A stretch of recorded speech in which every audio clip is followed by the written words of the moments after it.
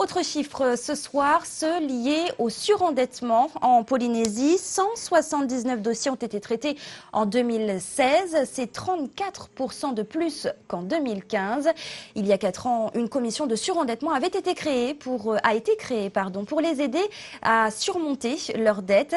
Ce matin, un nouveau projet de loi a été adopté par le CESC.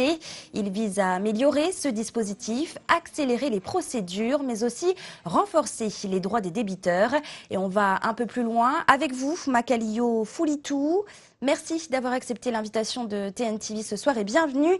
Alors, une commission de surendettement a été créée en Polynésie il y a 4 ans, je viens de le dire. Quels ont été les facteurs déclencheurs de la création de cette commission? C'est que depuis la crise, le chômage persiste et il a fallu mettre une structure pour venir en aide aux personnes en difficulté. Alors, quel est le profil type des personnes endettées en Polynésie? Vous avez la partie, disons, active qui représente que 11% des gens qui sont surtout n'ont pas bien géré.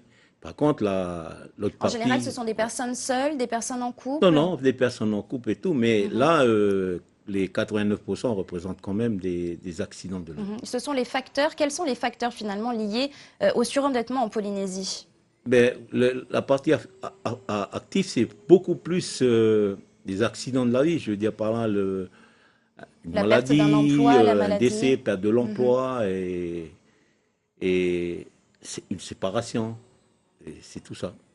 Alors, ce projet de loi vise notamment à accélérer les procédures. Comment ça se traduirait? Bon, ce projet de loi vient simplement intégrer les dispositions, parce que quand on a mis la loi en 2012, entre-temps en 2013, il y avait une loi qui est sortie pour améliorer le dispositif en métropole, et notamment en 2014, c'était la loi dite Hamon. Donc ces dispositions n'ont pas pu intégrer cette loi. Aujourd'hui, c'est chose faite. En fait, nous étions la seule collectivité de la République à être traitée comme ça. Aujourd'hui, c'est chose faite, c'est rétabli. Et finalement, quelles sont les améliorations que vous avez apportées par exemple, à ce projet de loi? Là, par exemple, aujourd'hui, il y a une possibilité pour le juge d'ouvrir directement une procédure en rétablissement sans liquidation judiciaire. Et après, vous avez les délais d'exécution comme par exemple, avant c'était 2 ans. Ça veut dire donc que les procédures vont être accélérées. Ils vont être accélérées, puis ça a été amélioré par rapport aux lois que je viens de citer. Il y aurait également le renforcement du droit des débiteurs. Par quoi ça passera? Oui. Là, par contre, tout ce qui reste actuellement, c'est la partie, par exemple, du solde bancaire minimal insaisissable, qui n'est pas dans le texte, mais qui est en discussion entre l'IOM et la DGAE. Alors moi, je souhaite que ces discussions se fassent très vite et que le pays, entre-temps, peut mettre une loi du pays sur le solde bancaire minimal insaisissable. C'est ce qu'on souhaite, c'est ce qui manque un peu dans ce dispositif.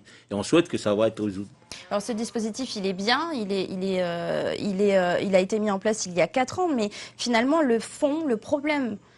au fond, c'est bien la précarisation de l'emploi. Qu'est-ce que vous préconiseriez pour régler ce problème? Vous savez, ça fait un bon bout de temps que l'emploi n'est pratiquement pas là, au rendez-vous.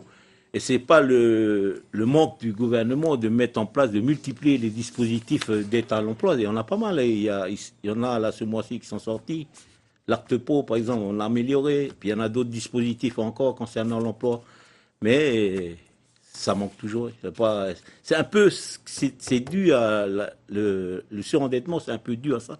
Le manque de travail. C'est le problème de fond qu'il faudrait régler. C'est ça. Et si on aurait peut-être ce problème de fond, qu'on a plus de travail, que peut-être ça va. Et justement, quelles seraient vos recommandations au niveau du CESC? Les recommandations, pas dans ce projet, ils ont été faites dans d'autres projets de loi. Ils ont été, notamment quand une loi vient chez nous par rapport aux... il y a eu plusieurs dispositifs d'aide à l'emploi qui ont été améliorés en fonction du temps. À chaque fois qu'on est arrivé, par exemple, la dernière qui a été améliorée par le gouvernement, c'est l'acte pro et l'acte prime.